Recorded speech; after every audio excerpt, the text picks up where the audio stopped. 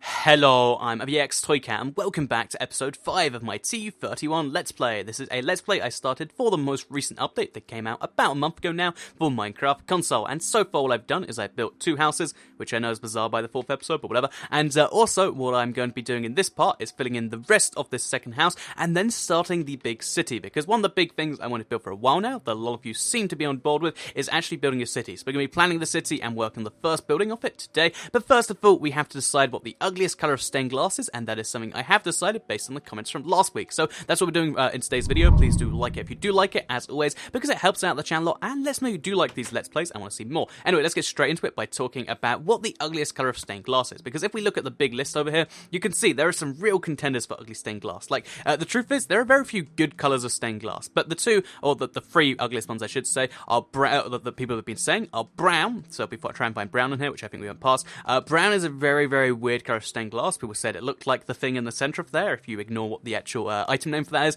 and then besides that, we had lime green, or just green in general, but also the ugliest one, I think, based on the ones we've got a lot of, is yellow. I saw a lot of people saying yellow stained glass is ugly, and the reason for that is if we get ourselves some dandelions, let's get 8 of them to be precise, 1, 2, 3, 4, 5, 6, 7, 8, I did that correctly, yay, but yeah, if we get exactly 8, we turn them into this dandelion yellow. Look how pretty the dandelion yellow is, like, look how strong a yellow that is, it's almost golden in colour. Then look at the kind of, let's just say, it's pea yellow. This isn't the yellow that you make something when you like it. This is the yellow you make when, you know, you're marking it as your territory. And this is going to be the perfect window for this house over here. Because, you know, I really like white stained glass. I think it's just a fancy version of glass that you're like, oh, look at my stained glass. But this is the worst kind of stained glass, because now we have pea yellow coloured Tetris blocks in the house. So, yeah, again, I really am going to stand by these Tetris block things, because, of the, you know, it's the thing is, about the great bit about this house is, like, if you insult, like, my choice of block there, and you're like, oh, stained glass panes aren't as good as the blocks, and I'm like, oh, that's the pain. But you know, if you insult this house,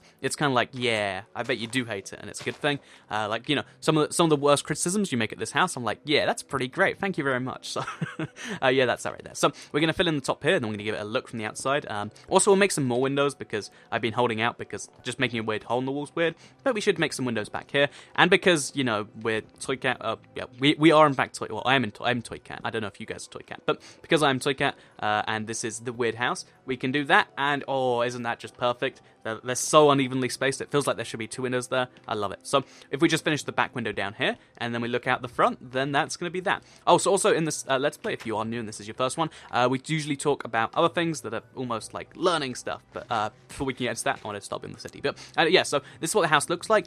Even though it's a really terrible colour, you have to admit, for the Tetris shapes, I think it works. Like, that looks like it's a Tetris block. At least to me, those 3 look like Tetris blocks. That one looks like it's slightly off the side, but still, I really do like it. That is, those are Tetris shapes right there, and apparently it's a pretty good idea. So, yeah, as it turns out, I like the house more than I think I should. Maybe that means I did too bad a job, because I was trying to do a terrible job. But yeah, that's that. So, if you didn't watch between episodes, then there are a few things you might not have spotted that did, in fact, happen. So the first one here is the fact that what I actually did is I made an enchantment table, because I made this mine over here. It was on Q&A Saturday, if you want to watch the background. It's probably not worth watching, but if you do really care about everything that happens here, basically, yeah, I built this little tunnel going down. It's in a weird spiral shape, so I could eventually have a hole in the ground. But yeah, so I dug down all the way bedrock, I found diamonds, and it was enough diamonds to make a diamond pickaxe, and then, because I knew there was surface lava, which you can see on the map where the red dot is, I decided to make myself an enchantment table. So the enchantment table isn't something I can do anything with just yet, so we have to wait till we get something a bit more important, but still, it's a nice start, right? So we're going to grab a stack of cobblestone, and we're going to put it in the furnace for reasons that we'll get back to later. But first of all, let's go over to the city so I can do some vague planning and just show you what my ideas are. Because, yeah, a lot of what I'm going to be talking about in this episode is vague city planning, and this isn't like real stuff I've learned. So, you know, usually there's 2 ways to learn something. There's the official way, and there's just by picking it up. I think there's a lot to be said for just picking stuff up. You know, that's how certain big scientists discover their things. You know, if you just read a book, then I'm trying to defend not actually learning stuff here. So if I say anything incorrect, it's like a shield. It's like I didn't learn it properly anyway, so it's fine. But yeah, basically, one of the things I've noticed about cities, especially in Europe, is that they almost always, all the big ones, all seem to be based around you know, a river. Whether it's the Thames in London, whether it's I'm gonna get the name wrong, the Liffey in Paris. That sounds right. The Clyde in Glasgow, or the I don't know. Oh, the Danube in like 5 European cities. A lot of cities are based around rivers, and I assume that's because you put a boat on the river, and then that can ferry goods to and from it. It's a trade reason. That's all I can assume. But yeah, basically we're going to base our city around a river. This is going to be the center just here. I don't know how big this center is going to be. I guess we'll make it from. Should we start digging it now? Actually, we don't need to dig it. We need to put blocks on top of it here. So we'll use dirt because why not? I guess. Yeah, we'll just. So this our first building will be from. I guess across here. We'll make it a weird like curve shape to fit the bend of the river, all the way up to about up here, let's say. Does that seem about... No, up to about... Yeah, actually, this seems about right. So then if we dig through, then this can be like kind of the starting grounds of the building, and just so we have like a proper kind of view on the whole thing, then we'll do this. And kind of dig it around. And yeah, this is going to be our first building. And our first building, so the thing about this city in Minecraft, I don't want it to be like an inanimate city like I see a lot of the time, because although that's cool and I think, it's a fun exercise and I want to build some tall buildings, this isn't a city I want to build just for tall buildings. It's a city I want to build to kind of feel...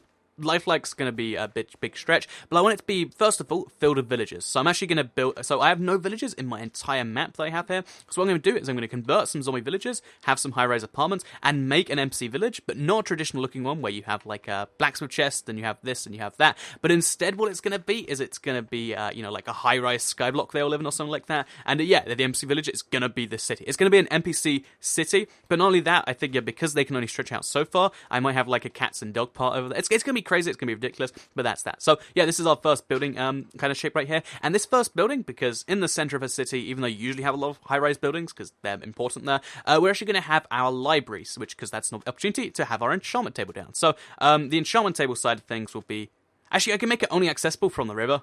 That's a terrible idea, but I love it.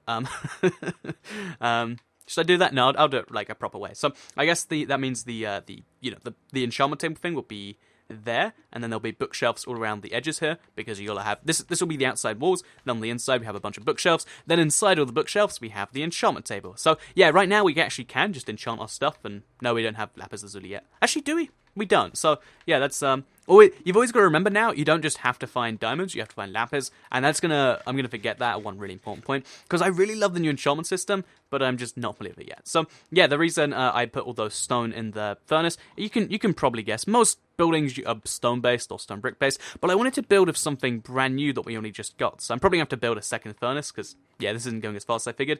So what we'll do is we'll just get a second one. I every now and then I just blank on where stuff is. I guess we'll put it there.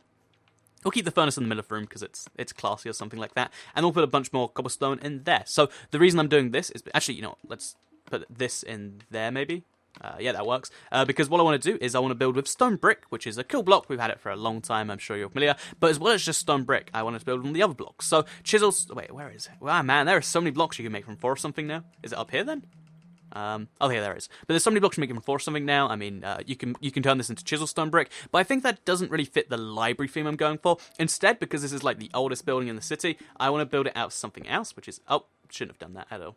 Well, let's just pretend that's not there. I want to make it out of chisels. Oh, wait, it's not chiseled. That's the one I just said I didn't want to make it out of. I want to make it out of cracked stone bricks, because that's right, if you haven't done this yet, you can now make cracked stone bricks in survival without needing a stronghold, which is handy for me, because my stronghold is a very long time away, and it's in enemy territory that we're not willing to go to right now. So, yeah, while we do that, we're also going to build ourselves some bookshelves, because I have lots of leather, I think. Oh, there's a lot. Oh, that's a lot of leather, yeah. And we have a pretty nice sugarcane farm, if you ask me. And we'll make some amount of books, we'll make some amount of bookshelves, and then everything's going to be wonderful. So, yeah, this, because even though it's a library, and, it should be like a really old building, I want to have some redstone systems in there, because one of the things that I guess I've made this mistake too. One of the big mistakes that kind of irks me is like when you have like 4 enchantment tables, 1 for each set of levels. Instead, I'm going to be doing that all with redstone. Probably just, 2 sets, like level 1 or level 30. But still, it's something important I need to have. So we'll be doing that here. Actually, is that so important anymore? I don't know. I guess we get to find out, don't we? So, yeah, let's, first of all, we need to grab some wood for the bookshelf. We've got a bunch of let's just grab all the weird types of wood we don't really want too badly. So we'll grab like half this stack too, and then with that we can, that's gonna make something, and then we'll make some paper, and then with the paper we can make some books, and then we can make some bookshelves. Apparently, I forget just how much leather it's taken, because I haven't actually made a bookshelf since it was a long time back, but they changed that way. And I hadn't really, gone to the enchanting process since then for like on a different world because I've had them all since before books required leather in the recipe. So yeah, it's kind of a big shock to me every time. I'm like, I have to kill so many cows. So it's actually getting dark before it gets dark because I'm sure there's a cow somewhere around here that needs killing.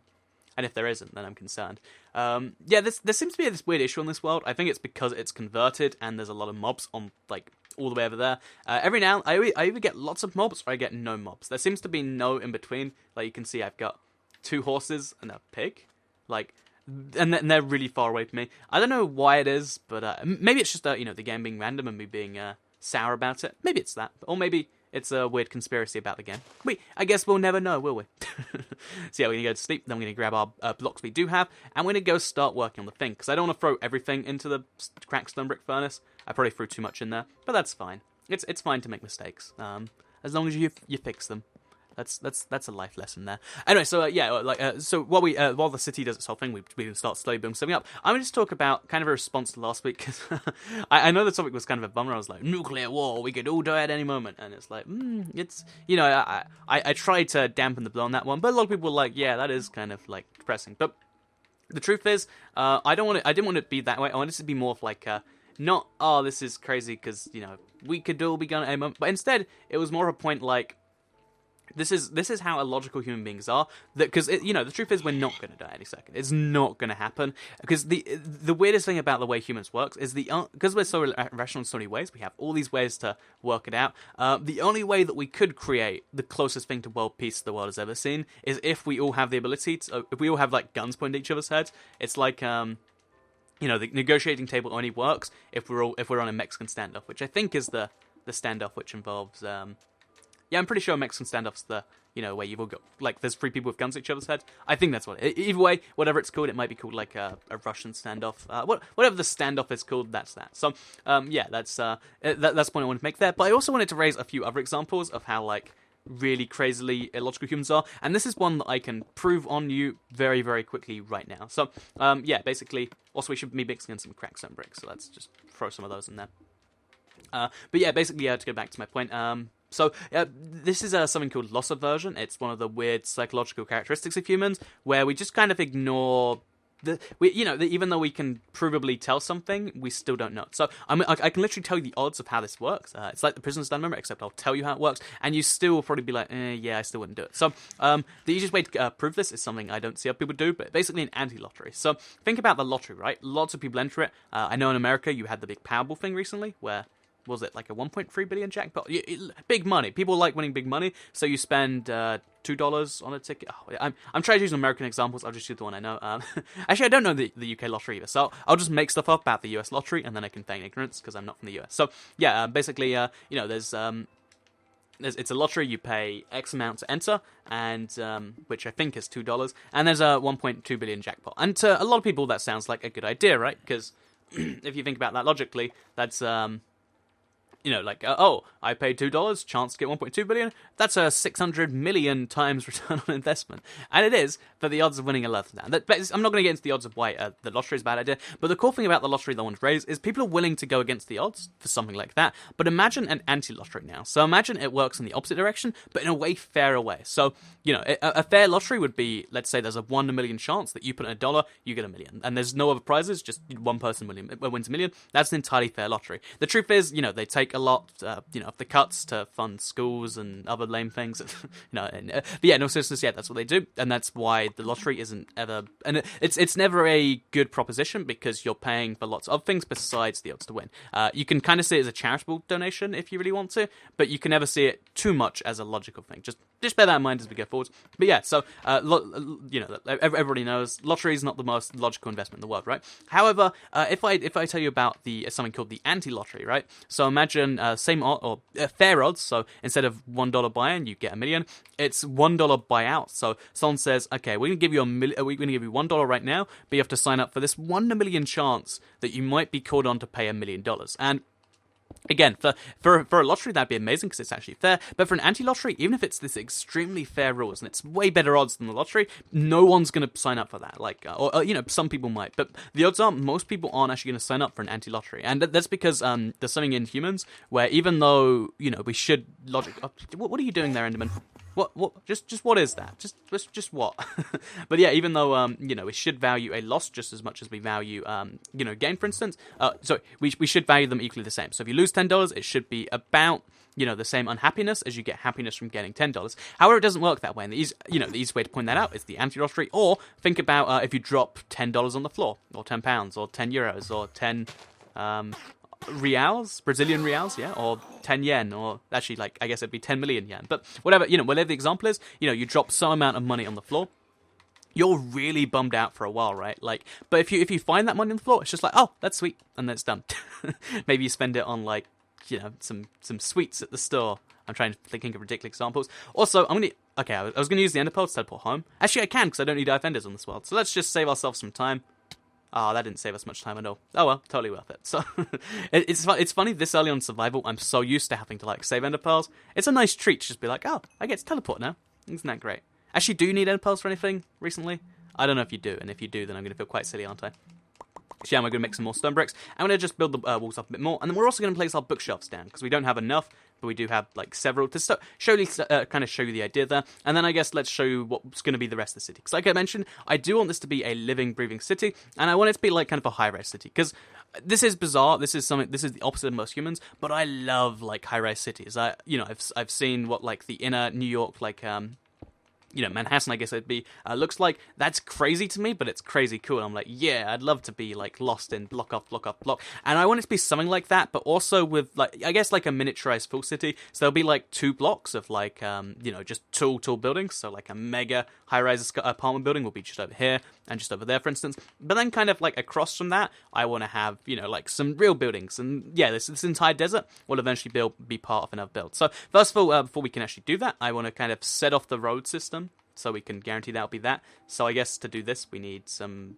Let's make the sand and sandstone, because we need to kind of cordon off here, so just we can go across there. So yeah, I want the roads to be 3 by 3, roughly. So imagine, okay, so this is going to be a tool library-ish, like 5 blocks tall, and then just across the road, we'll have like a mega skyrise building here. I think 3 blocks is the logical... Actually, I think maybe 5. So, okay, so you can see this there. 1, 2, 3, 4, 5, and then build a block. So let's just place this block here to put an example. Does that seem about fair distance? I think it does, given that this will be a mega building. I think over there will be a mega building. And then we could have a crossroads. It'll be 5 by 5 each time. So it'll be 1, 2, 3, 4, 5. And then over there. And then the same here. 1, 2, 3. And then 4 and 5. And boom. This is going to be like the center of our, like... I don't know, we'll give it a funny name. We can give every single one of these a funny name. Like, we can call this the cultural crossroads, and that way we can do stuff like that. Also, we need to name the river here, because the river actually is going to be a valuable thing, because it will get me from the inner city, straight from the weird kind of, library at the dock here, the center of the city, but it actually has a direct link to my house over there. So that's kind of handy, I guess. I should probably, like, set something up with that. Also, one other thing I want to do through the city is right through the actual middle, so I guess it'll be somewhere over here. I want to have, like, a mega boat highway, because something I experimented with in my Wii U Let's Play, that, I think it was just a live stream. It's not really a Let's Play, but something I experimented with in that live stream, because I was just like, oh, it's TU30, let's just mess around a bit, is that you can actually have, like, a floating boat kind of highway thing that's super fast to go on because there's nothing attached to it, and it looks ridiculous, but it looks cool. So, I guess it looks ridiculous and cool. So I'm going to make a boat highway right through the center of this, and that's going to be the key way to get from one side to the other. Because, in every city you need transport. In this city, even though only I'll be using it, because I don't think you can get mobs in boats until 1.9, which is coming out later, and then that'll make that make sense. Yeah, until that happens, I'm just going to have like a mega highway going right through the center, and that'll be kind of fun. But yeah, for now, you can kind of see the basic... Oh, let's place our bookshelves down.